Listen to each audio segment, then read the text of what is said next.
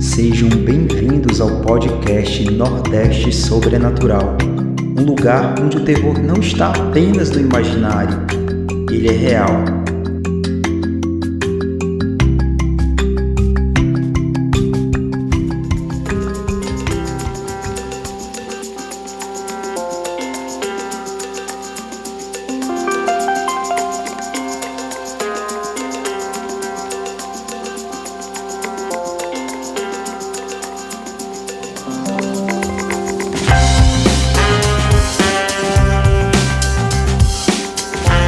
Salve, salve, queridos ouvintes, sejam bem-vindos a mais um episódio do podcast Nordeste Sobrenatural. Meu nome é Rafael e hoje nós chegamos na terceira parte da nossa série especial, onde estamos investigando os mistérios da Área Q. Depois de vários relatos ufológicos envolvendo aquela região, inclusive um dos mais tenebrosos da ufologia nacional e internacional e que afetou diretamente as vidas do Sr. Barroso e de sua família, hoje vamos avançar no tempo para descobrir se esses fenômenos envolvendo luzes no céu ficaram apenas lá no ano de 76 ou se os OVNIs continuaram ativos na região. Então, sem mais delongas, aqui do meu lado, aquela que vai ficar pensando duas vezes antes de viajar à noite depois desse episódio, minha amiga Liz. E aí, galera, tudo bem com vocês? Com certeza, eu já tenho medinho de viajar de noite. Eu sou muito cagada. E eu não sei vocês, mas eu já me sinto pronta, tá? Eu já espalhei todos os meus copos de água pela casa. Eu tô pronta pra me defender. E vocês? Boa. Boa. Vai que seja o alienígena de M. Night Shyamalan, né? Pois é. E aqui também conosco, aquele que, ao contrário de Liz, vai querer viajar à noite pra ver se aparece alguma luz misteriosa no céu. Meu amigo Neto. Com certeza, com certeza. E eu vou levar um taco de beisebol bem pra... Bata bem forte! Boa, boa. Eita, todo mundo no clima de sinais, né? É. Massa. Então é isso, pessoal. Vamos lá.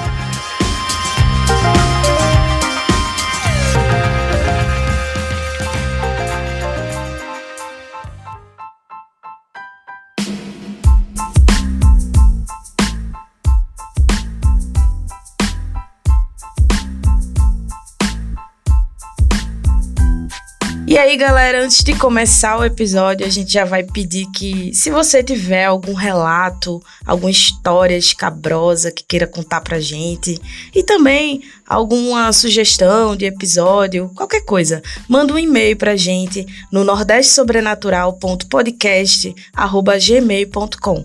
E aproveita também para seguir e avaliar a gente no agregador de podcast que você utilizar, tá? Tipo Spotify, o Deezer ou Apple Podcast, todos esses aí. Se você tiver a opção lá de seguir a gente, de deixar um comentário, aproveita, dá aquela moralzinha pra gente, que com certeza vai ajudar bastante no trabalho que a gente tá fazendo aqui pra vocês. É isso aí, Liz. E segue a gente também lá no Instagram, @Nordeste Sobrenatural, dá essa moral aí. E caso você compartilhe, te responderemos e citaremos no próximo episódio, beleza? Curte lá as postagens, a gente tá bem no clima da Área Q e é isso aí. Vamos embora, né? É isso aí, galera. Vamos embora para esse episódio que ficou muito massa.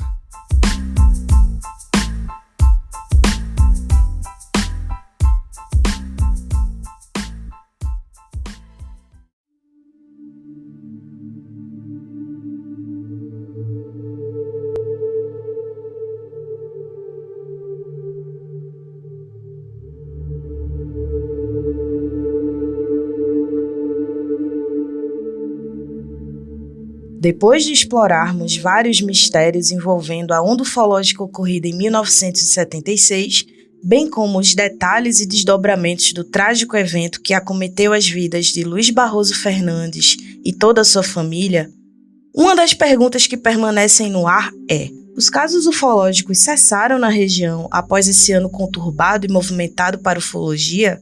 A resposta imediata é não, não cessaram. As luzes e objetos voadores que aterrorizaram os moradores da região continuaram com força total nos anos seguintes. Então, é por isso que nesse episódio continuaremos a nossa jornada pela área Q para tentar desvendar os mistérios que atraem a atenção das pessoas que buscam respostas para os mistérios além dos céus.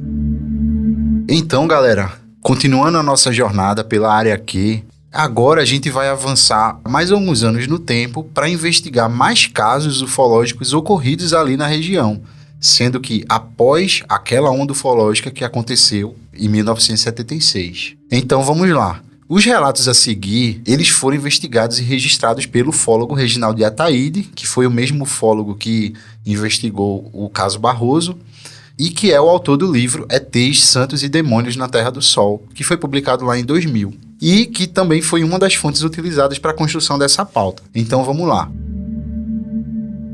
O primeiro relato aconteceu no município de Cipó dos Anjos, que fica ali entre Quixadá e Morada Nova, num lugar chamado de Fazenda Cachoeira, e que foi palco de uma situação muito estranha que aconteceu 10 anos depois daquela onda ufológica, no ano já de 1986.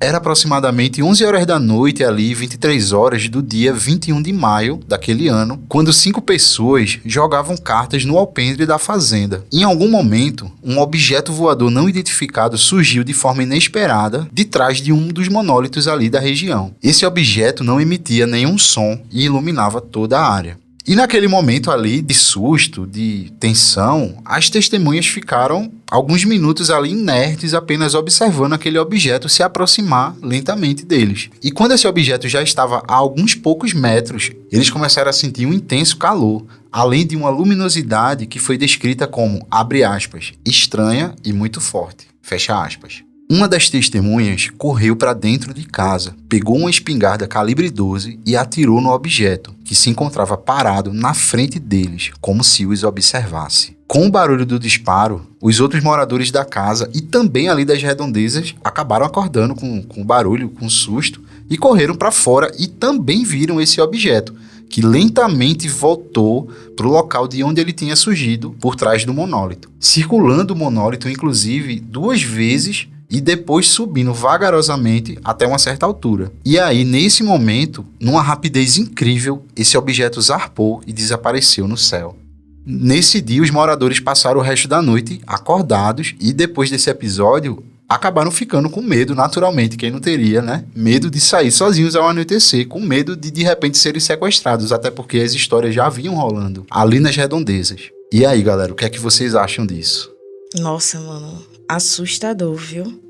Assustador. Me lembra, assim, várias cenas de filmes, de histórias, tem muitos causos, né? Muitos contos falando sobre as pessoas verem um objeto chegando, assim, né? E o que eu acho mais fantástico é porque tinha muita gente ali. Eu acho que isso que traz veracidade pro relato, né? Eu achei incrível. Eu também ficaria com medo de sair de noite e de ser sequestrada, porque também já estavam rolando, né?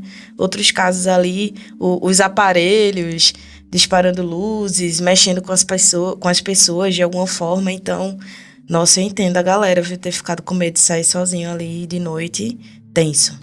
Então, pois é, eu também achei tenso, Liz, bem tenso mesmo. Uma das partes que eu mais gosto dessa história, acho interessante, é que uma das pessoas que estava vivenciando isso, ela correu pra dentro de casa, pegou uma 12 e saiu pra atirar numa espaçonave, assim, é muito brasileiro, muito nossa aqui, né, essa coisa.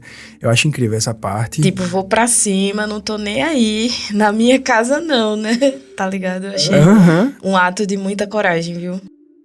Eu acho interessante mesmo, e tipo, eu acho que talvez eu agisse da mesma forma, sabe? Tipo, se eu tenho uma arma em casa e aparece uma coisa dessa, tipo, eu quero nem saber, meu irmão. Vou atirar, eu vou pegar a galera e vou sair correndo. Tipo, vamos sair daqui. Eu não sei se eu atiraria, sabe? Mas eu acho que eu tendo uma espingarda, eu iria pegar por precaução. Bicho, é um negócio que tá na tua frente, tu não sabe o que é. Eu vou pelo menos pegar uma arma, porque né, vai que aconteça alguma coisa aí, né? Sei lá. Eu acho que eu pegaria a espingarda também, mas eu não atiraria no objeto. Eu esperaria alguém sair, aí sim eu pensaria em atirar. Parando pra pensar assim, se eu não atirasse no objeto logo de cara, eu acho que o que é que eu fazia? Eu esperaria ele sair e, tipo, ia ver se era agressivo ou não. Se puxasse uma lanterninha pra mim, meu amigo, quero saber dessa lanterninha não, tá? Era 12 pra cima, pá. Esse caso me fez lembrar um caso que eu não lembro se foi em Garanhuns, eu não lembro exatamente onde foi, mas que o senhor que entrou em contato com os seres, ele atirou nos seres, né? Eu acho que foi o caso Crixás, que foi lá em Goiás. E é um caso bem interessante. Isso mesmo, eu acredito que tenha sido. Nossa, ele pegou a arma e foi pra cima, atirou, velho. Achei muito, muito raçudo.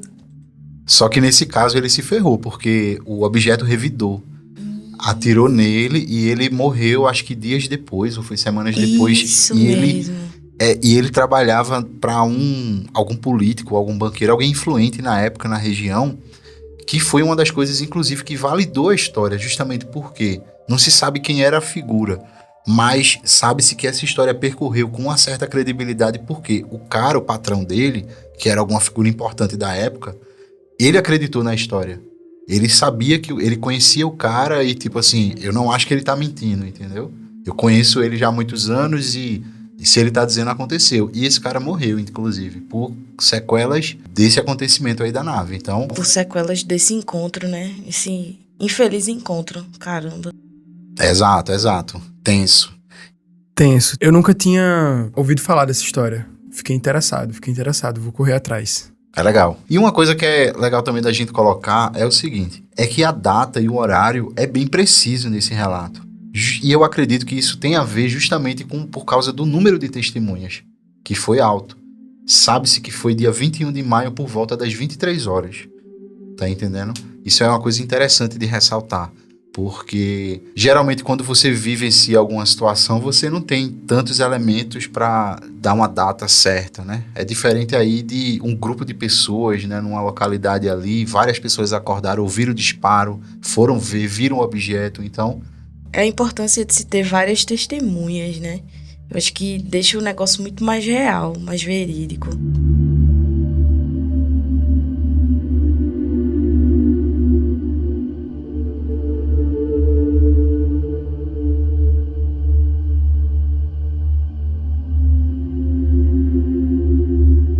E aí a gente segue para a nossa próxima história, que foi um relato bem interessante que aconteceu na estrada que liga Quixadá a Quixeramobim. E assim, não é especificado a data e nem o nome das testemunhas, apenas que estavam no número de 3 pessoas.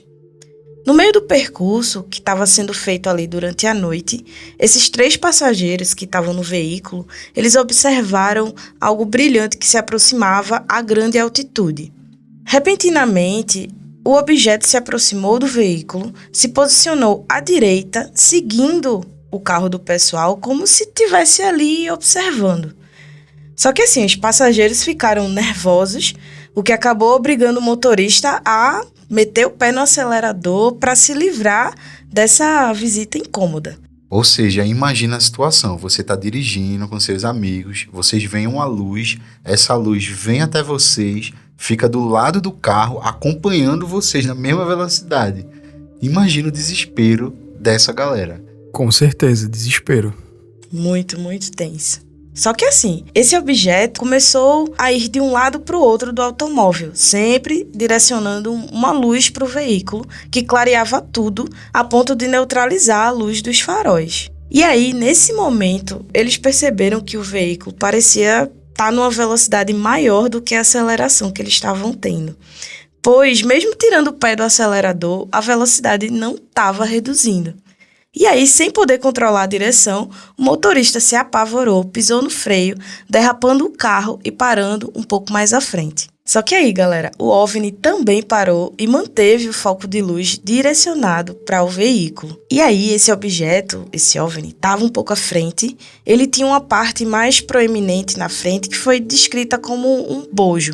E aí, as testemunhas observaram sair algo em forma de gosma que se esparramava pelo para-brisa. Nesse momento, os passageiros que estavam no automóvel, eles ficaram desesperados, tentaram gritar em busca de socorro, mas, como eles mesmos declararam, todos estavam surpreendentemente sem voz. E aí, aos poucos, ainda com a luz voltada lá para o pessoal, o objeto voador não identificado se deslocou na direção oposta a Quixeramobim e desapareceu atrás das serras, mais assim para a direita, fazendo com que os passageiros respirassem aliviados finalmente. Eles desceram do carro ainda com as pernas tremendo e foram ver o que seria aquilo que estava no para-brisas, aquela gosma que eu falei. E aí uma das testemunhas passou o dedo nessa substância pegajosa e, sem pensar, colocou o dedo na boca para provar, né? Dar uma leve degustada. E aí ele disse o seguinte, abre aspas, era adocicado e ligeiramente repugnante. Senti náuseas e fiquei apreensiva, mas nada aconteceu. Aos poucos a substância foi evaporando, entrando no carro e seguimos rumo a Quixeramobim, sem sermos mais atormentados pelo tal UFO. Embora sempre olhando para um lado e para o outro, a fim de verificarmos se não estávamos sendo seguidos. Fecha aspas. E aí, galera, o que é que vocês têm a me dizer sobre isso? O que é que vocês acharam desse relato? Eu acho esse relato muito massa, assim, muito sinistro, porque ele é muito diferente de tudo que a gente geralmente conhece, né? Ouve falar. Primeiro porque dá a entender que o objeto não era liso, como geralmente se descreve, né? Objetos perfeitamente polidos, né? Redondos e lisos. Esse aparentemente não. Tinha uma tecnologia aí e expelia algo, né? Um resíduo, talvez, algum resíduo, enfim. Só que isso também faz pensar e dá para fazer uma referência muito clara com o que a galera conhece como cabelo de anjo, que são filamentos que as pessoas descrevem aparecer, meio que cair assim, do céu, quando há algum avistamento de OVNIs. Então esses cabelos de anjo, eles são associados à presença de OVNIs. Quase como se isso fosse um resíduo também, tipo cano de escape, né? O objeto, né, a máquina tá soltando algum resíduo. E esse resíduo tem esse comportamento, ele evapora quando é tocado, toca no dedo, as pessoas não conseguem guardar porque ele é muito sensível, né? Eu nunca vi, mas é muito comum encontrar relatos desse tipo. Então eu acho que dá para fazer uma relação interessante sobre isso, nesse relato. Nossa, eu nunca tinha ouvido falar desse rolê de cabelo de anjo, não, tá? Tô descobrindo agora. Eu nunca tinha ouvido nenhum relato que, assim, deixa é uma gosma também, ou uma coisa meio etérea? É um rastro que deixa? Ou eu não entendi bem direitinho, fica caindo no céu? O que dá a entender é que é algo parecido com teia de aranha, filamentos, uma coisa muito leve, fina, mas que você consegue ver, é físico, é palpável, mas quando você vai tocar, ela meio que evapora, ela... como se fosse algo muito sensível, como se reagisse à temperatura ou a alguma substância presente na pele, sabe? É quase como se fosse um algodão doce. Caramba, eu acho que se eu visse isso, eu não ia tocar, eu não ia chegar perto. Eu fiquei pensando, será que era a gasolina, o óleo vazando, sabe, da nave? Seria tipo isso? Eu tava pensando nisso também, mas também tava pensando, na hora, ver uma parada meio Guerra dos Mundos, sabe? Tipo, terraformando, sei lá. Mas eu acho que é algum tipo de substância que precipita por causa, tipo, do combustível que eles usam, alguma coisa parecida assim. Só penso nisso. É muito bizarro mesmo essa história. E só mais uma coisa. Eu jamais colocaria uma substância dessa na boca pra testar. Tipo, que loucura é essa? Quem estiver ouvindo em casa deve estar pensando a mesma coisa. Tipo, bicho, não bota na boca. Mas, amigo, tem pessoas que fazem isso no automático. Eu já vi muita gente, sabe, com sangue, com qualquer coisa assim, pegar e, deixa eu ver aqui, bicho, não faz isso, é perigoso. Mas eu acho que é uma coisa meio instintiva de algumas pessoas, vai no automático. Mas eu também fiquei pensando, caramba, coragem, viu, de botar na boca, Deus me livre. Com certeza, assim, na hora eu acho que eu não faria isso não, mas uma vez eu já fiz algo no automático, assim, eu tava arrumando a casa e aí tinha uma colher de um Danone que eu tinha feito, tipo, no dia anterior. Aí eu tava arrumando a casa, peguei aquela colher e fui levar pra cozinha e botei na boca a colher. Meu amigo, a minha língua, ela retraiu de um jeito. Tipo assim, e vinha natural, assim, era um impulso de, tipo, bota isso pra fora, tá ligado? Tá ruim esse Danone. E, enfim, eu acho que deve ter sido algo assim, né? Tipo, que é isso? Tipo... Coragem, velho. Eu só lembro daquele meme, dumb ways to die, tá ligado? Tipo, dumb ways to die, tipo... Dumb ways to die. Sim. Bote fé, Neto. E tem uma coisa assim também que eu queria colocar, é que fazendo uma relação com o primeiro caso que a gente contou no episódio 1, que foi um caso que Neto contou sobre uma nave-mãe que teria sido avistada por 3 agricultores ali da região. Eles descrevem nesse relato que a nave que eles viram deixava um rastro de luz, um rastro brilhante, e que se desfazia a alguns metros de distância do objeto. E eles compararam a um líquido, só que no ar, né? Tipo assim, a nave estava alta. Então, quando eu vi esse relato, me veio automaticamente essa descrição que eles dão também, porque eles comparam a um líquido. E aí vem esse relato, já anos depois, e fala de uma gosma que escorreu, né, pelo vidro do carro, sabe? Tipo, é interessante. Isso me lembrou... Eu também fiz deu pra lembrar um pouquinho disso, e me lembrou o tipo de coisa que você solta quando você lança um foguete. Você lança um foguete, aquele faz o rastro de... Não é da nuvem, não é tipo poeira nem nada. É o combustível do foguete. E só lembrei disso também. Realmente, faz sentido. E evapora muito rápido, ou seja, é volátil, muito, sabe? Interessante, Neto, interessante. Só que assim, antes da gente finalizar a conversa sobre esse caso específico, eu queria fazer uma pergunta rapidinho aqui pra vocês. O porquê que esses seres, né, esse objeto estaria jogando uma gosma? Qual o sentido? Qual o intuito disso? O que é que vocês acham? Eu acho que não é algo pensado, assim, tipo, vamos soltar isso. Eu acho que é algo da nave mesmo, sabe? É o que eu acho. Se eu fosse chutar, assim, numa questão, eu diria, é algo da nave, do combustível, do que eles usam, alguma coisa assim. Foi a água do esguincho, foi pra limpar o para-brisa, será? Não, tipo, o combustível do foguete mesmo, sabe? Eu tendo a pensar nisso. Eu vejo como talvez um resíduo, como um cano de escape, né? O resíduo da própria queima de combustível, sabe-se lá o que é que eles utilizam. E ao mesmo tempo isso também me faz pensar, assim, que não é todo caso que há esse tipo de situação, né? Tipo, uma gosma, uma coisa assim que é vista, sabe? Tipo, será que isso não tem a ver com o fato de ali em Quixadá ter visitas de seres de espécies distintas, com tecnologias distintas, tá entendendo? Enfim, tipo, só tô jogando aqui como uma ideia, porque me parece que tem casos que descrevem tecnologias e coisas, formatos bem diferentes desse caso específico, e esse da gosma, sabe, é muito específico, então isso me faz pensar, que comportamento é esse? Eu acho que é feito o Neto falou, é uma coisa meio da nave, tipo um resíduo que a nave expele, mas será que toda nave faz isso, sabe, tá entendendo? Eu acredito também que pode ter dado algum defeito ali, né? Ele tentou correr na velocidade do carro, voar no caso, né? Na velocidade do carro, parou na frente, acho que tentaram fazer uma cena e, tipo... A nave deu PT, aí eles... Então, é hora de vazar, vamos embora. Eu acho que foi mais ou menos por aí.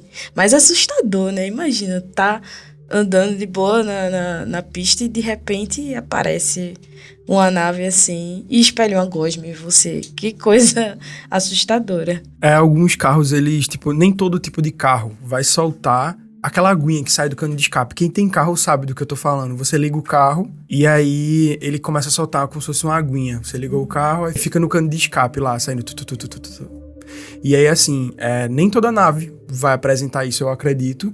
E eu fico pensando também no lance da outra dimensão. Vai que eles vieram de outra dimensão, uma dimensão que sabe, tem essa gosma como do lugar. Enfim, tipo, você pode criar teorias e teorias mais em cima disso. Só um comentário. É que eu me lembrei da aguinha do ar-condicionado, né? Tipo, o que tu tava falando da água do radiador.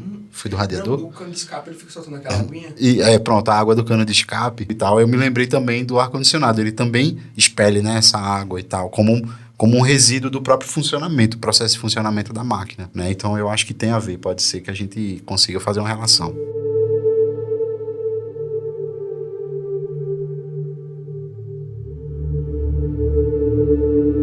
E vamos para o nosso terceiro relato, que acontece em Quixaramobim com Joaquim Ribeiro, e ele tinha ido com a sua família participar de um encontro de casais com Cristo. Ele alegou que não tinha bebido nada alcoólico, e aí, durante a tarde, eles decidiram voltar para Quixaramobim depois desse encontro com Cristo, né, de casais com Cristo. Sendo um grupo grande, voltando para lá, eram 5 membros da sua família e alguns amigos também, ou seja, eles iam em 3 carros, 2 Corcéis e um F1000. E Joaquim estava indo com a sua família em um dos Corcéis. Os outros 2 carros seguiam em frente enquanto eles iam por último, ou seja, eles estavam na traseira do comboio. Só que assim, eles não estavam indo não muito longe dos primeiros 2 carros, eles estavam indo o suficiente para poder ver a traseira dos outros carros, a luz da traseira dos outros carros. Em certa altura do percurso, notaram que alguma coisa estava acima do veículo, direcionando uma luz descrita por eles como, abre aspas, esquisita, um azulado claro que não se expandia para os lados, fecha aspas. O seu filho Cedric, que por sinal, que nome massa, Cedric. Então, e Cedric, que tinha 7 anos na época, ele estava dormindo no banco do passageiro, do lado do pai, enquanto os outros estavam cochilando no banco traseiro. Então, aquela coisa bem da época, né? A criança de 7 anos no banco de passageiro e tá tudo bem. E aí, quando Joaquim viu essa situação sendo perseguido por um objeto, essa luz, ele acelerou o carro na tentativa de se aproximar dos outros 2 que estavam na frente. Ele ficou a cerca de 15 metros de distância deles, mas aí, de repente, ele percebeu que, na verdade, eles estavam bem distante e era como se o carro tivesse parado ou voltado. E nesse momento, a luz passou a vir de todos os lados, acima do veículo, dos lados, na frente e, inclusive, debaixo do veículo essa luz estava vindo, ou seja, assustador, ele devia estar se sentindo, né, assustado demais com essa situação. Os carros que iam à frente não pareciam reais, lembravam miragens ou projeções. Joaquim pisou forte no acelerador e, embora o marcador acusasse 120 km por hora, ele não conseguiu se aproximar dos outros carros. Foi aí então que seu filho acordou, chorando e bastante nervoso, quase como se estivesse pressentindo algo. Mas aí eu fico pensando, eu acho que ele viu toda a situação, o pai acelerando, e aí ele acordou com medo e ficou desesperado, né? Os outros passageiros, no entanto, continuavam dormindo como se estivessem hipnotizados. Imagina a situação, né? Foi aí então que Joaquim tentou confortar o filho, que continuava chorando. E dentro daquela situação, Joaquim tentou confortar o filho, que continuava chorando.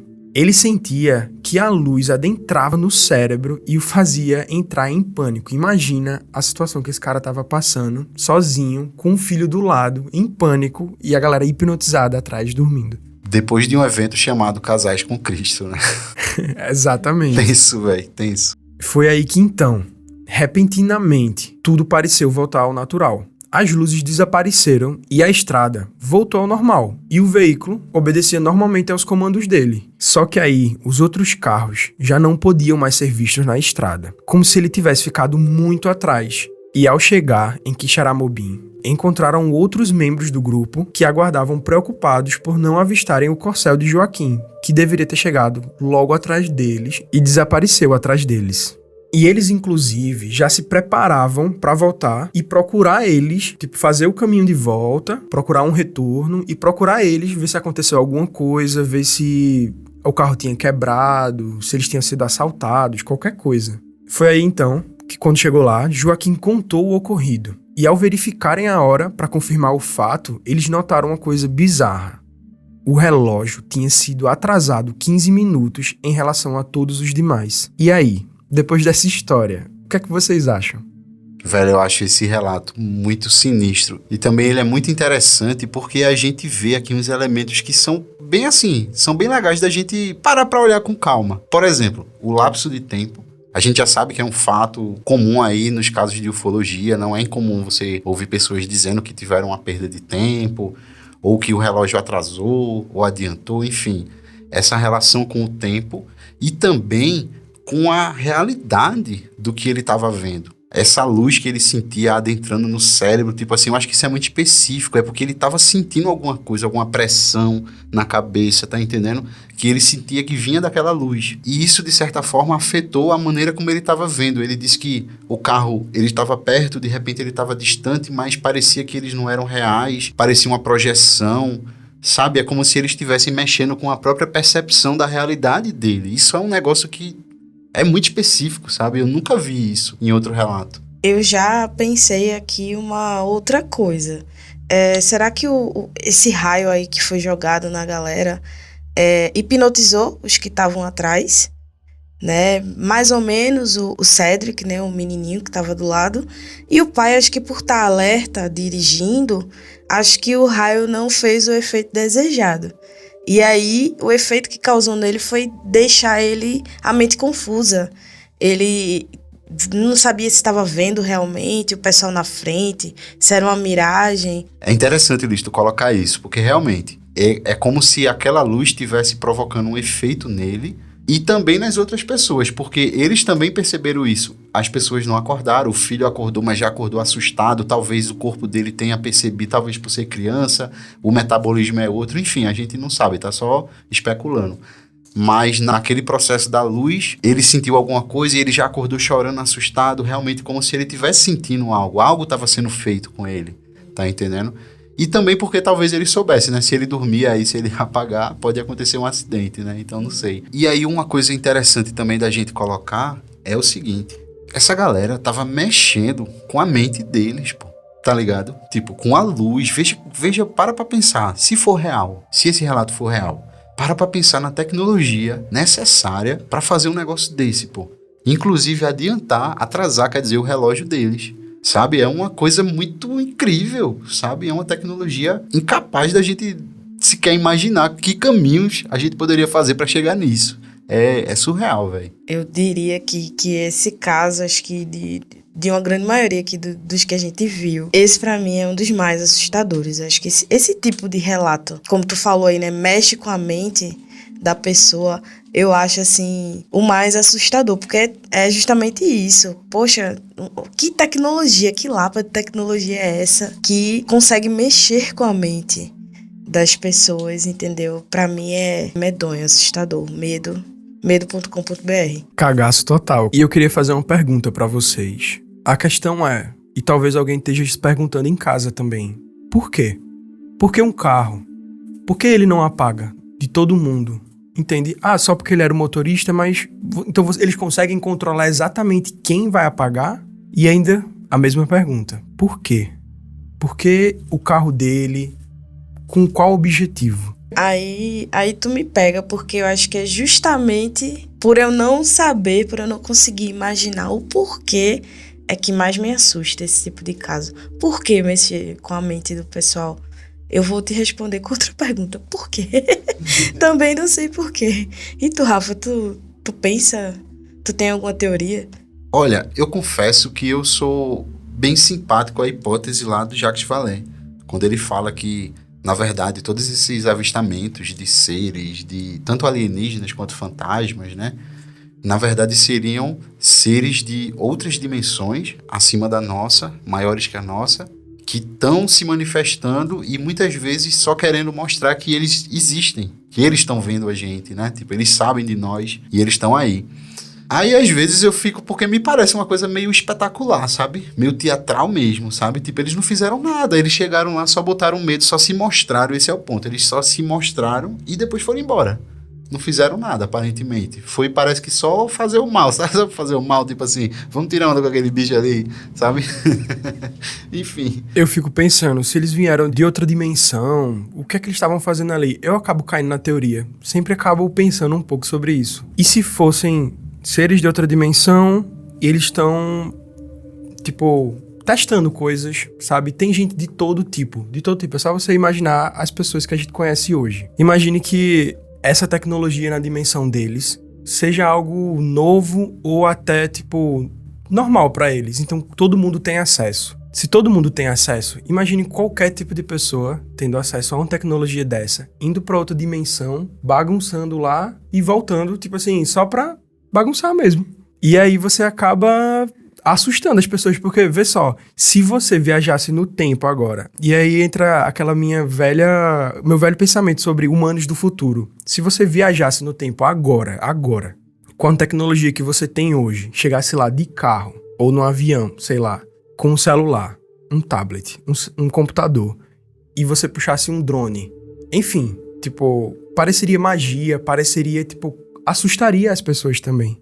Bote fé, Neto. Eu acho que a galera tem um senso de humor, assim, bem diferente do da humanidade, viu? Acho bem curioso. E assim, a gente não pode descartar essa possibilidade não, tá ligado? Porque é aquilo. Eu acredito que existem sim, a gente é visitado, né? Existe essa tecnologia e tal, e se eles conseguem chegar aqui. Se eles vêm de outro planeta, se eles vêm de outra dimensão, eu não sei. E se eles vêm com propósitos, assim, cósmicos, de evolução, eu também não posso garantir, não, entendeu? Pode ser que eles estejam só querendo tirar onda. A gente tem que estar pronto para essa possibilidade. É o que eu ia dizer. E se eles não tiverem proposta cosmológica nenhuma, assim, nossa, estamos visitando outro planeta ou outra dimensão. Não, tipo, a gente descobriu como e todo mundo tem acesso a isso e vamos lá. Sem medo nenhum e, tipo, é isso. Tem gente lá, vamos fazer teste também com eles. Sabe? Tipo, a gente não pode descartar essa possibilidade, né? Só essa que me faz... Eu fico pensando, tipo, por quê? Por que estaria acontecendo?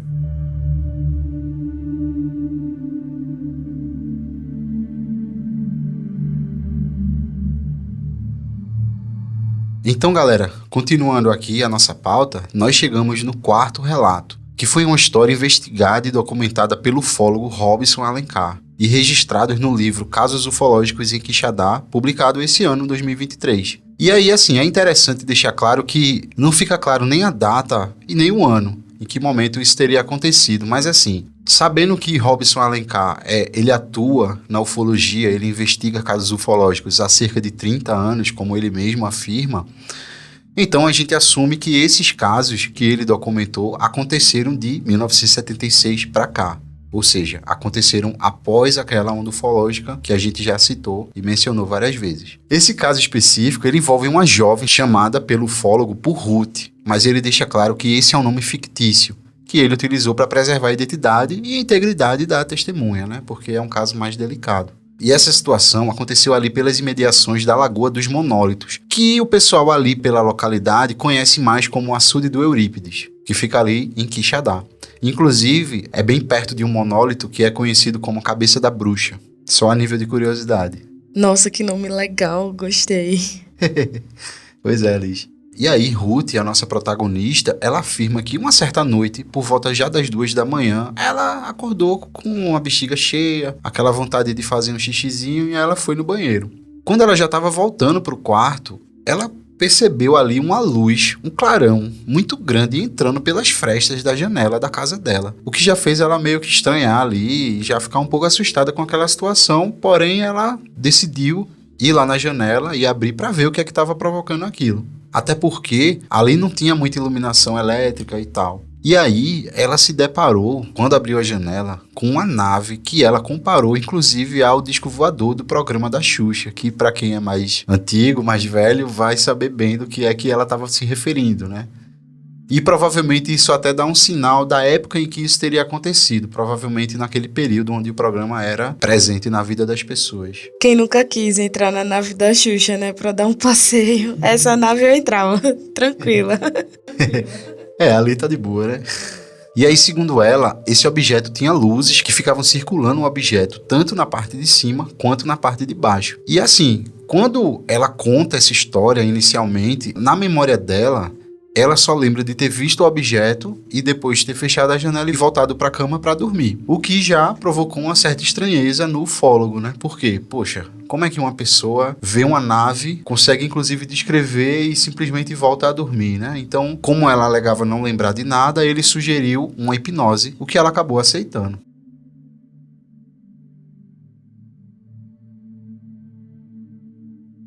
E aí, durante a hipnose, Ruth descreve mais coisas. Ela descreve que, após ver o objeto, ela se dirigiu ali em direção a um assento que tinha perto do açude, e lá ela encontrou uma criatura de estatura baixa, medindo ali mais ou menos 1,20 m de altura, e vestindo um roupão preto com uma espécie de chapéu cobrindo sua cabeça. E além disso, essa criatura carregava uma espécie de mochila que tinha 2 tipo antenas ali, alguma coisa que lembrou a ela antenas. E aí Ruth afirma que esse ser conversava com ela, embora ela não visse a boca dele se mover, e inclusive ele se apresentou com o nome de Toma.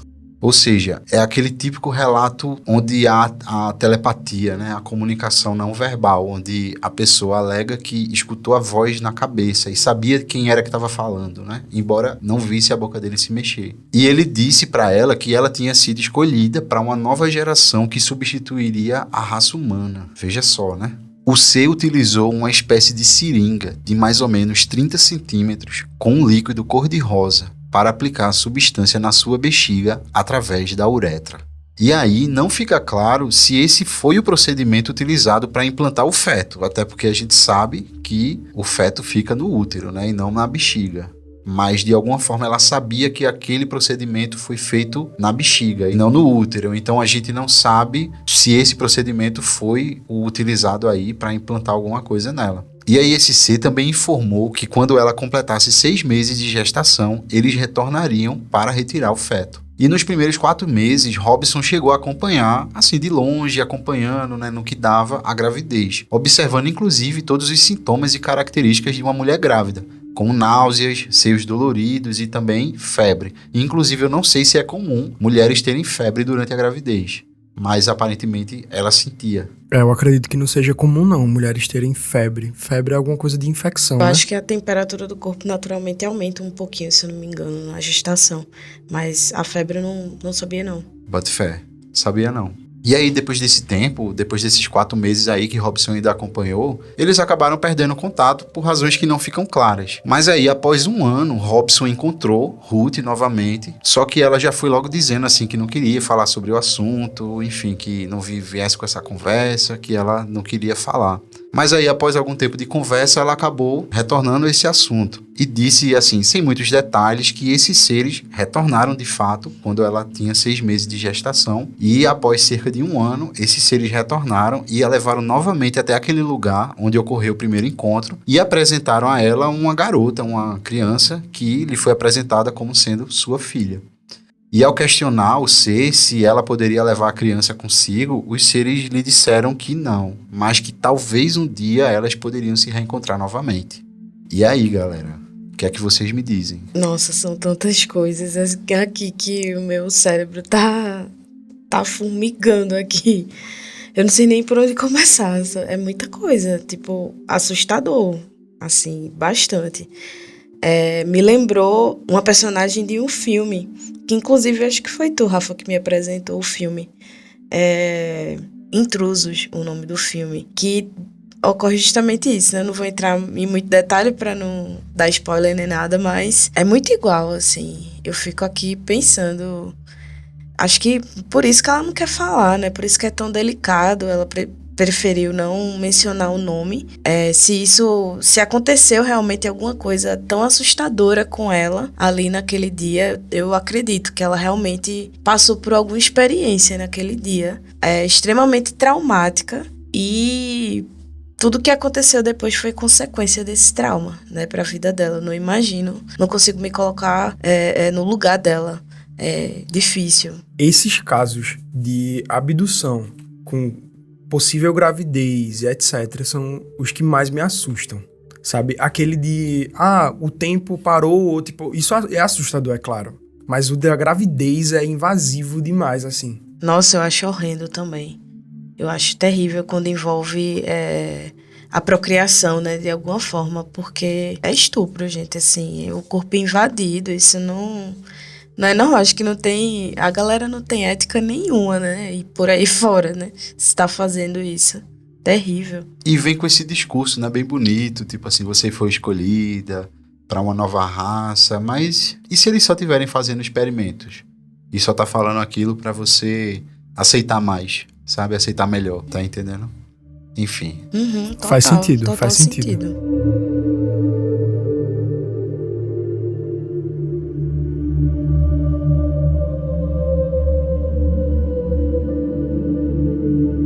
E aí, pessoal, depois desse caso escabroso, a gente vai para um outro caso de abdução, que também foi investigado e documentado pelo ufólogo Robson de Alencar e registrado nesse livro dele, Casos Ufológicos em Quixadá, que Rafa falou que foi publicado esse ano, 2023. E assim como no caso anterior, também não fica claro a data e nem o ano exato em que essa situação tenha ocorrido. E assim, esse caso envolve um jovem chamado Augusto, que também é um nome fictício que Robson preferiu colocar para preservar a identidade e a integridade da testemunha. E assim, Augusto foi descrito como um rapaz bem sertanejo, assim, bem raiz, pouco tímido, encabulado, e era caseiro de uma fazenda localizada ali nos arredores de Quixadá. Uma curiosidade também é que ele sofria de crises de asma. Guarda aí, tá, essa informação, porque ela vai servir lá na frente. Então, essa fazenda que ele trabalhava era de um antigo proprietário que foi identificado como Pio. E Augusto morava com a família dele em uma das casas dessa propriedade. E segundo ele relata, Augusto e a sua esposa Maria já vinham presenciando o aparecimento de luzes estranhas ali naquela região. Ele costumava sair da horta onde ele trabalhava depois das 5 da tarde, ficando um tempo ali no alpendre da fazenda, ouvindo o rádiozinho dele de pilha, enquanto dava aquela descansada e esfriava um pouquinho mais o corpo antes de tomar um banho. E aí, num certo dia, quando era cerca de 5h45 da tarde, já estava escuro, ele estava ali no meio do seu momentozinho de descanso, quando ele observou uma bola de luz azulada que se movimentava muito rápido. E aí, Augusto foi tomado por um arrepio no seu corpo, enquanto ele estava observando a luz ficar a cerca de 5 metros de distância dele. Nesse momento, a luz se dividiu em 3. Essas luzes se transformaram no que Augusto descreveu como almas, seres com formato humanoide, porém deformados, mas que lembravam o aspecto de seres humanos. Embora não conseguisse ver o rosto por conta da luz intensa, ele conseguia ver seus braços e pernas. E nesse momento, os seres começaram a gesticular para ele e o chamando para perto. Augusto, sem pensar muito, se levantou da cadeira em que ele estava e foi em direção aos seres. E segundo seu relato, os seres se movimentavam como se estivessem flutuando, e a última lembrança que ele tem é de ver os seres atravessando o parapeito do terraço da casa. E aí a sua memória retornou quando ele já tinha tomado banho e jantado, se sentia muito cansado e foi dormir. Então, Robson, o autor do livro, ele sugeriu uma sessão de hipnose, e aí Augusto aceitou. Nesse meio tempo, entre ele aceitar fazer a hipnose e fazer de fato a hipnose, aconteceram algumas coisas que eu vou contar aqui agora. Nos dias que se seguiram, enquanto Robson aguardava o especialista que faria essa hipnose, Maria, a esposa de Augusto, ligou para o ufólogo relatando uma situação que ocorrera na noite anterior. Segundo ela, um barulho de estalos e coisas quebrando chamou a atenção do casal. Ao irem investigar a fonte do barulho, observaram uma luz que sobrevoava acima do canavial que havia próximo dali. Assustados com essa visão e os sons que esse avistamento estava causando, o casal ficou observando esse fenômeno pela brecha da porta, o que durou cerca de 20 minutos, segundo eles. Um pouquinho depois desse tempo, de 20 minutos, o barulho cessou e essa luz saiu voando numa velocidade muito grande, saindo da vista deles repentinamente. Após ouvir esse relato, Robson seguiu imediatamente para o local e foram até o canavial onde a luz tinha sido avistada. E lá, eles encontraram 2 círculos perfeitamente redondos. E é como se alguém tivesse retorcido as canas, as plantas. E aí a gente fica pensando, lembrando de alguns outros elementos, de outras histórias, sinais aí, ó, o meu taco de beisebol, o copo de água de lis. E no meio não fica claro se ficou um chumaço de cana entre os dois círculos ou se ficou no meio de cada um dos círculos. Mas esse chumaço, esse resto de plantação que ficou, tinha aproximadamente 3 metros de altura.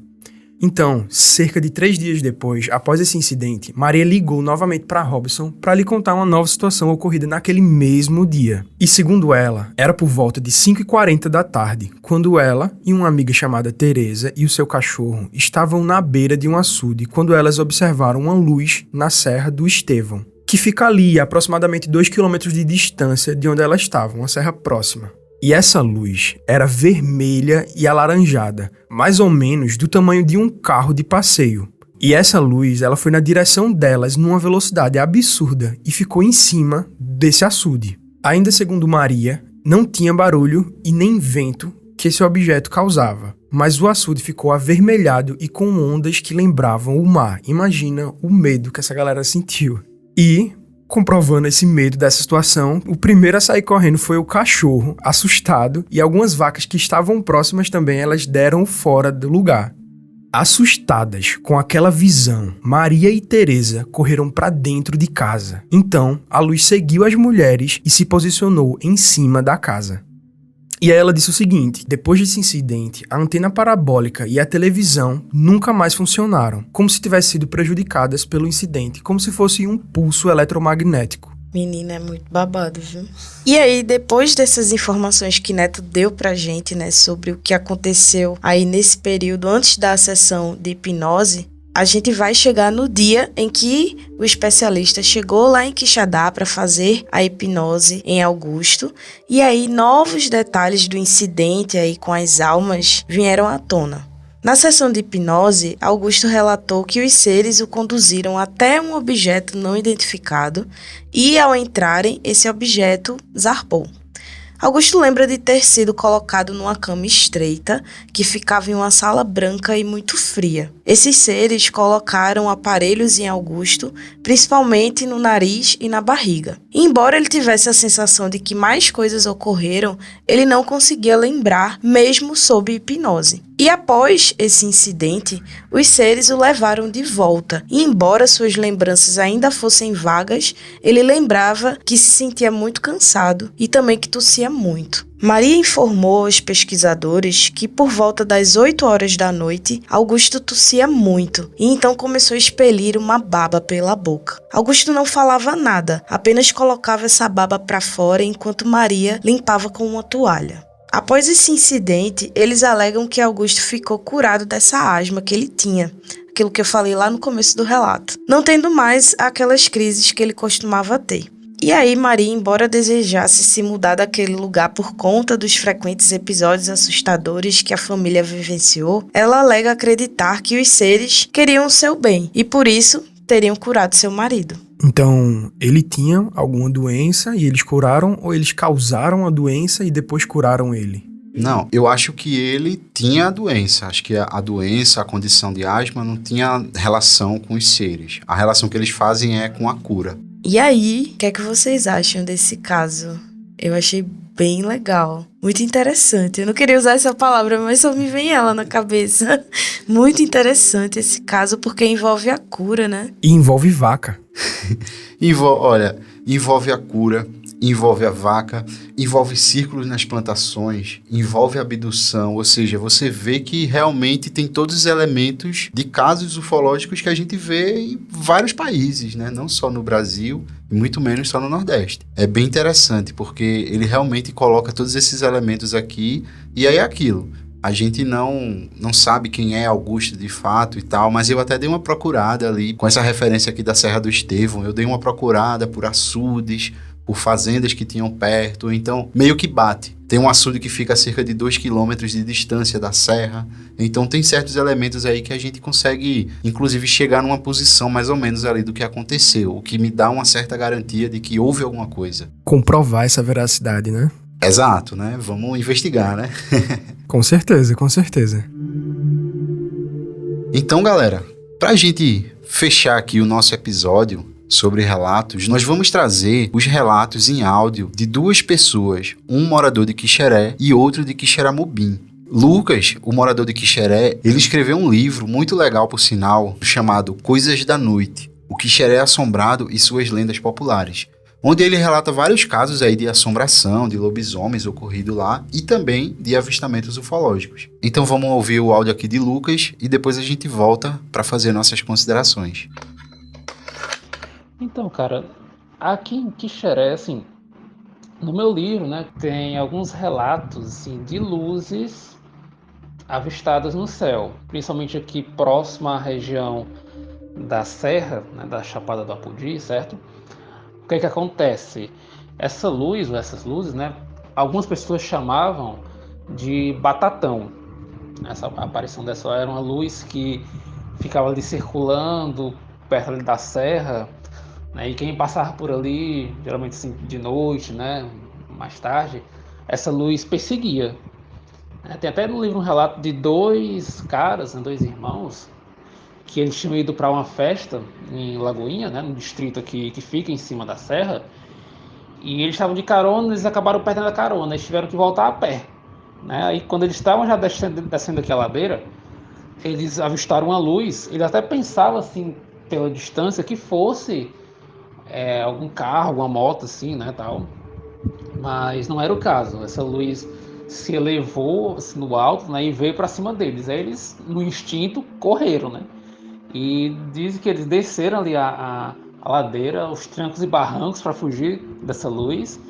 E essa luz veio, assim, perseguiu eu, só veio parar a perseguição já na entrada da cidade, aqui perto de um terreno chamado de Cibrazém. É nesse terreno, inclusive, que hoje é celebrado, assim, tem a encenação da Paixão de Cristo na Semana Santa. Então, quando chegou perto da entrada da cidade, essa luz já desapareceu, entendeu? Aí fora esse, assim, tem outro caso que eu fiquei sabendo quando eu estava já trabalhando nessa segunda edição do livro, né? Que foi um rapaz, foi ele que me contou essa história, né, pessoalmente, né, um relato pessoal, que ele estava vindo a cavalo, certa vez ali, já não foi na região da Serra, foi já mais para dentro aqui do município, perto do rio, sabe? E ele estava voltando de tardezinha para de noite ali mais ou menos, né? Acho que era, então já era noite já, quase, praticamente noite.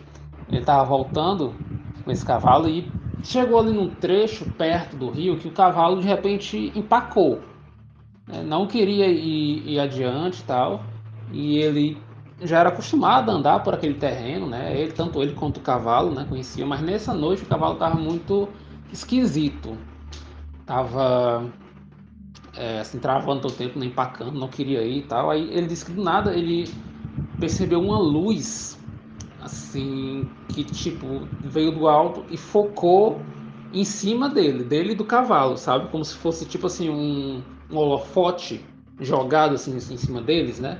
Aí nisso o cavalo se assustou de vez, saiu correndo, entrou na água, assim, sabe? Foi uma confusão medonha. Aí essa luz assim todo tempo em cima deles lá, eu sei que eles saíram, né, do rio, foram para bem longe ali, assim, embrenhado na mata, e essa luz desapareceu. Mas ele disse que quando foi no outro dia, assim, ele teve que dar um arrodeio bem grande para poder chegar em casa, né, porque o cavalo não queria mais passar por esse caminho. E quando foi no outro dia, já de manhã, quando ele regressou para aquele local, mesmo assim, mesmo sendo dia, claro e tudo, o cavalo ainda estava assombrado com aquilo, entendeu? Enfim, esse assim que eu me lembre. Pronto, agora tem. Eu lembrei agora, vou passar outro áudio aqui. Pronto, eu lembrei que tem realmente um caso ufológico. Quem me contou foi um amigo meu, sabe?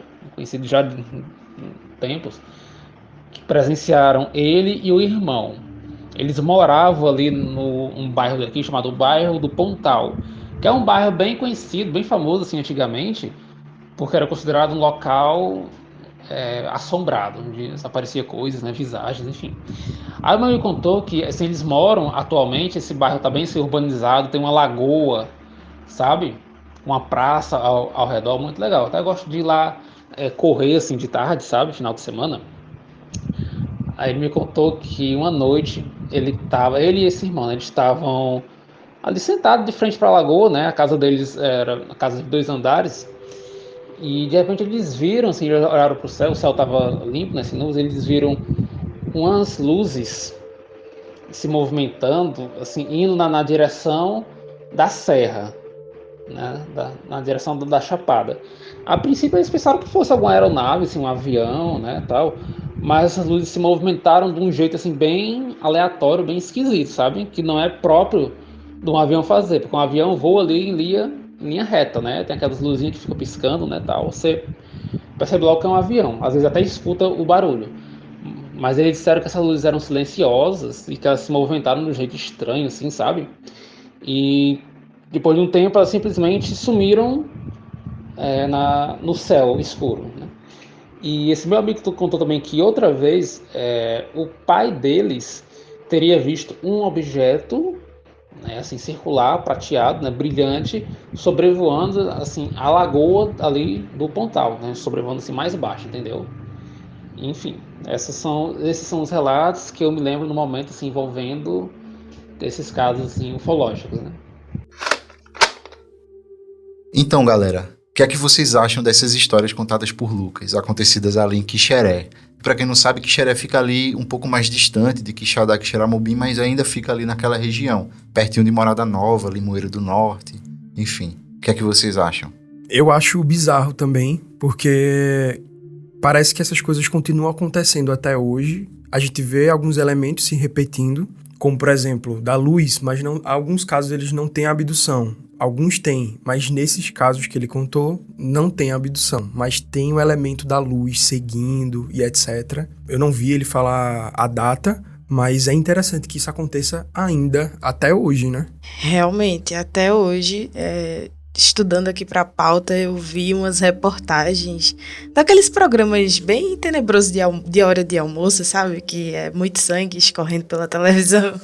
Pronto, bem sensacionalista. Eu vi uma reportagem que era justamente... Foi recente, eu acho que foi de 2020 para cá, eu diria. Que foi numa fazenda e o cara viu uma luz e a luz também quebrou a cana ali do local. Assim, muito grande, sabe? Foi ele comparou a um caminhão o tamanho, sabe? Do que fez aquilo. Aí, assim, eu fico pensando nisso que tu falou, né? Tu também, de que ainda tá acontecendo. Ainda tão persiste, sabe? Esses encontros ufológicos. E aí eu fico me questionando. Será que essas luzes são coisas lá de fora ou é de algo aqui da Terra, sabe? Quando é só a luz, assim, eu fico me questionando muito. São coisas que a gente vai discutir no próximo episódio, do porquê que eles estão ali, né? Sobre o que é que eles estão pesquisando, né? Afinal, de onde eles vêm e por que eles estão ali, naquele lugar. E eu achei muito legal, justamente por isso. São relatos que repetem esse mesmo modus operandi de outros relatos que a gente já viu. A luz projetada em cima, inclusive o cavalo que se assustou ali, ficou com trauma. Lá no caso Barroso, a gente vê que o cavalo também ficou meio traumatizado, não queria comer, ficou de certa forma afetado com o que aconteceu. E também as perseguições, né, a carros. Você vê que isso parece um modus operandi mesmo. Eles estão realmente ali e continuam ali. Não é algo que se restringe a 1976. Eles estão realmente ali naquele lugar, por algum motivo, e aí entra a questão, né? Será que eles estão ali porque eles vivem ali, né? Enfim, são coisas que a gente vai conversar depois. Segurem suas curiosidades pro próximo episódio. Pronto, galera, então agora a gente vai para um outro relato enviado por Samuel, morador lá de Quixeramobim, que testemunhou coisas estranhas acontecendo pelos céus de lá. Então vamos lá pro áudio dele e daqui a pouco a gente volta. Cara, uma vez eu e a Dimitra, né? Eu chamo ela de Jimmy, a minha namorada, tá? A gente sempre gostou de sair pras quebradas, acampar e tal, sabe? E podia ser em qualquer horário. Às vezes a gente tava andando na rua, né, dando uma volta de moto e tal. Aí a gente sempre, do nada, não, vamos pra tal lugar, vamos pra tal quebrada, afastado da cidade e tal, né? Sempre tem esses lugares assim. Aí tem um lugar específico que na época a gente ia muito, que fica no terreno dos meus avós. Fica bem afastado da cidade, assim, mais ou menos uns 15, 16 quilômetros da cidade, assim, sabe? E lá é um terrenozão grande e tal, tem uma casa, mas a casa ficava afastada. A casa do terreno mesmo, né? E tinha um lajeiro que a gente gostava de ir muito, né? Aquela pedra, aquele tirão de pedra, assim, enorme, né? E era legal porque a gente gostava de ir pra lá, porque tal hora, às vezes de noite, tava bem frio. E lá a gente sabia que tava mais aquecido, né? Pelo formato da pedra e tal, o vento passava lá em cima, o vento frio.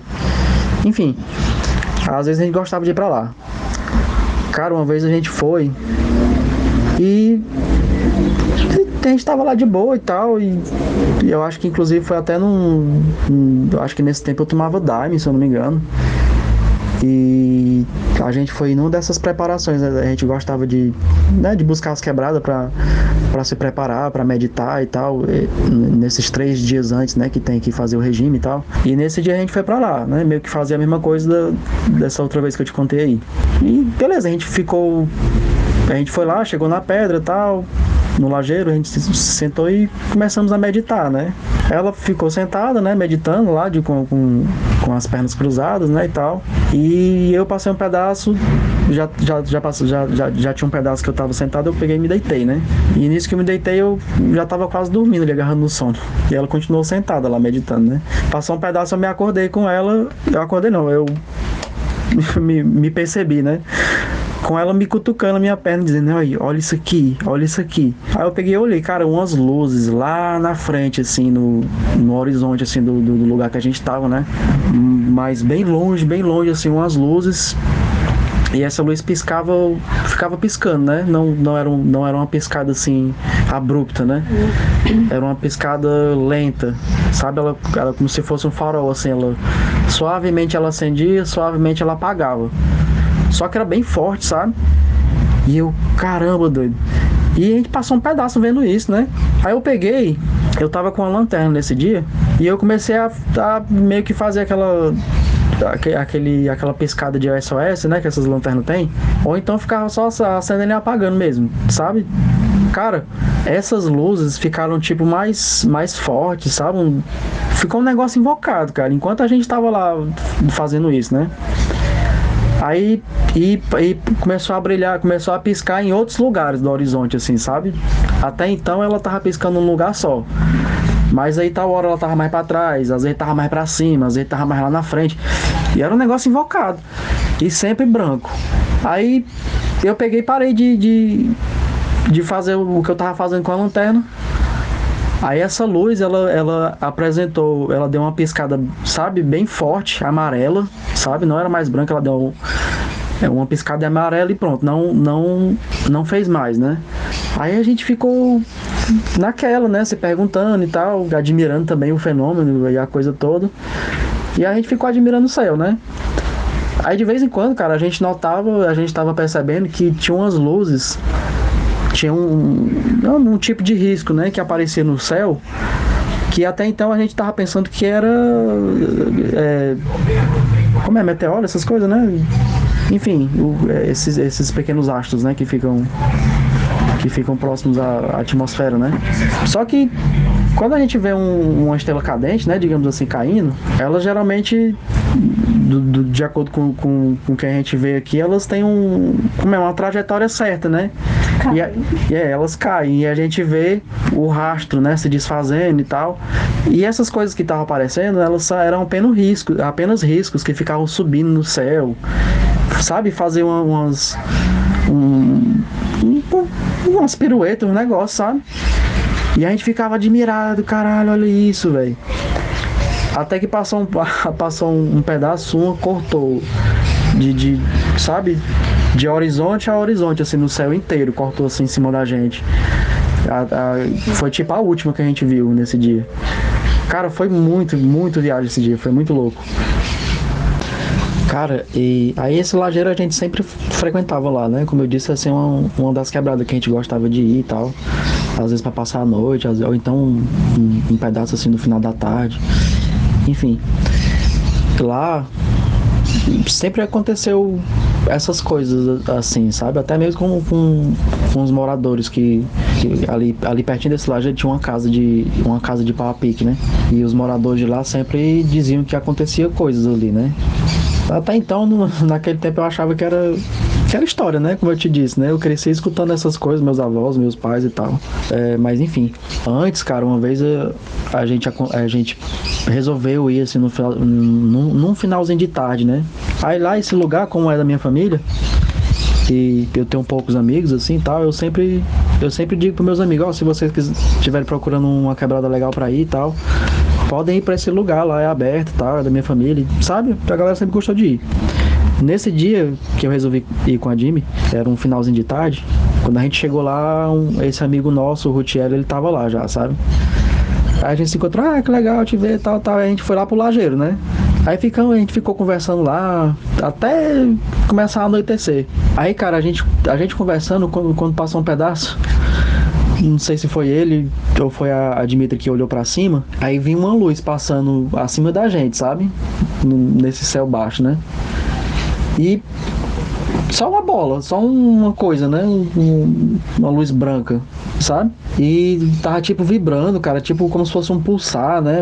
Tava naquele mesmo esquema de aumentar a luz suavemente e diminuir suavemente. Um negócio meio esquisito, sabe?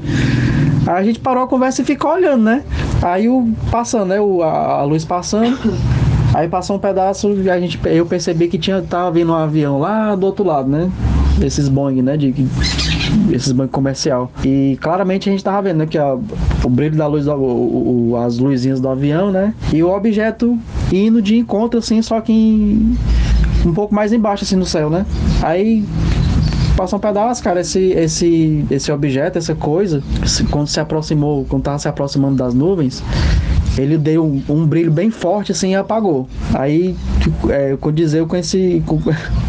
esse avião se aproximando, e foi viagem esse dia, a gente ficou observando assim, o assunto mudou de repente, né? Então, galera, depois dessas situações relatadas aqui por Samuel lá em Quixeramobim, o que é que vocês têm a dizer? Eu acho que é verdade, Samuel, o assunto muda na hora, né? Depois de você ver uma situação dessa. Agora, dos dois relatos, o que mais me chamou a atenção foi o das luzes no céu, piscando pra lá e pra cá no horizonte. Esse me pegou bastante. Não que o outro não tenha pegado também. Eu acredito nos dois, é claro, mas esse me assustaria mais, o primeiro. Poxa, Samuel, o teu relato me lembrou o meu, o meu relato. Que eu não sei, eu acho que eu até perguntei pra Rafa qual ano que tinha acontecido, né? Isso que rolou com ele, porque eu vi algo parecido em 2020, em outubro mais ou menos de 2020. E foi justamente isso, uma luz lá longe. A princípio eu pensei que era um meteoro, alguma coisa assim, caindo e tal, passando, enfim.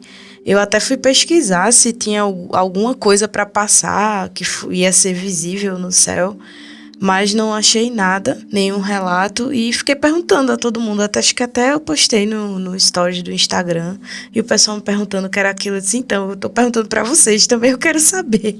Alguém me diz que é, sei lá, um avião, qualquer coisa, um balão meteorológico, me diga aí qualquer coisa, um cometa, mas não me diga que era um OVNI não, que eu morro. Então, Samuel, eu tô com você, viu? Assim, assustador. Com certeza o assunto mudaria na hora a conversa. Inclusive eu queria dizer aqui que eu quero visitar esse lajedo, Samuel, ver aí como é que é essa situação, participar dessa conversa e levar o meu taco de beisebol pra defender a gente. Leva água também, amigo, leva bastante água. Vou precisar. Vai que sejam os aliens de sinais, né? Mas é interessante, né? Porque você vê esses elementos e só pra deixar claro pro ouvinte, essa história, não sei se tu chegou a comentar, que aconteceu na Serra dos Cavalos, aqui em Caruaru. Foi. O que aconteceu comigo foi... Eu tava numa serra também, né? A Serra dos Cavalos, que fica aqui em Caruaru, lá pelo Murici, né, e tal. Eu vi por ali. E tava bem longe, assim, bem longe mesmo. Foi um sacrifício pra capturar com a câmera, mas eu consegui fazer um pequeno vídeo com esse corpo celeste aí passando, essa coisa estranha passando no céu. Pois é, e ouvindo esse relato e essa situação também que Liz descreveu, que me lembrou também algo que eu vi no caminho de Recife para Caruaru. Foi no ano de 2017, eu não vou lembrar a data exata, mas eu sei porque ficou gravado no Google Fotos. A gente gravou esse objeto, porém, como o carro estava em movimento, então não dá para ver muita coisa. Você até percebe assim uma coisa estranha ali no céu, mas é diferente de você estar vendo pessoalmente. Mas a descrição era exatamente essa, era um rastro de luz assim, de luz branca, parecia um rastro de cometa, uma coisa assim, mas não saía do lugar, ficava parado ou se deslocava muito lentamente e bem longe no horizonte, sabe? Achei muito legal. Eu acho que eu já vi esses rastros de luz, a não ser que eu esteja confundindo, mas geralmente é lançamento de satélite, não? Era diferente de um lançamento de satélite, aquela fumacinha, tu tá dizendo? Não, parece um traço mesmo, assim, um traço luminoso, meio bem claro, assim, né? É diferente da textura de uma fumaça. Embora quando você olha de longe até pense, não, acho que aquilo é rastro de alguma coisa e vai se dissipar, mas não se dissipa. Tá entendendo? Entendi. Bizarro mesmo. E esse relato das luzes que ele citou, achei muito massa por conta da ideia de tentar fazer uma comunicação, né? Ele pegou a lanterna e demonstrou algum tipo de comunicação ali, de interesse em se comunicar, e aparentemente aquelas luzes responderam. Não é verdade? Minha gente, se a gente vê uma luz e vocês começarem a piscar a lanterna, eu acho que eu sou a primeira a sair correndo. Assim, que eu nem gosto de dirigir, mas acho que nesse momento eu pegaria a chave do carro e valeu, falou, tchau. Fico... E dispense, pô, porque veja, se a gente começar a ver uma luz dessa e a gente tá com a lanterna...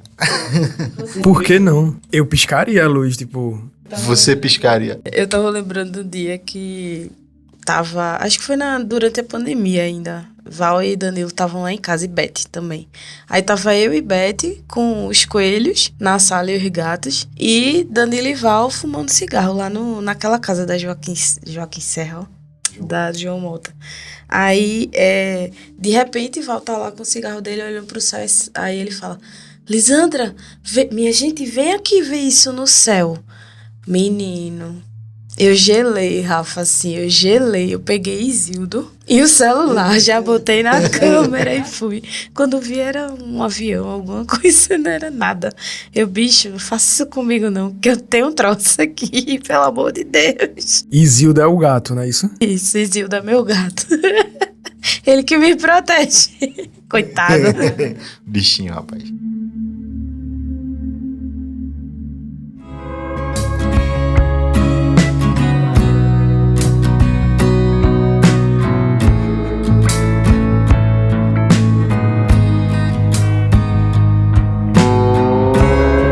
Então é isso, pessoal. Espero que vocês tenham gostado de conhecer todos esses relatos e comecem a elaborar suas teorias, porque na última parte dessa série especial, nós vamos debater por que a área Q desperta tanto interesse desses fenômenos. Então, vamos embora. É isso aí, galera. Eu espero vocês no próximo episódio. Eu já tô preparando as minhas teorias aqui, que a gente tem muito pra conversar, viu?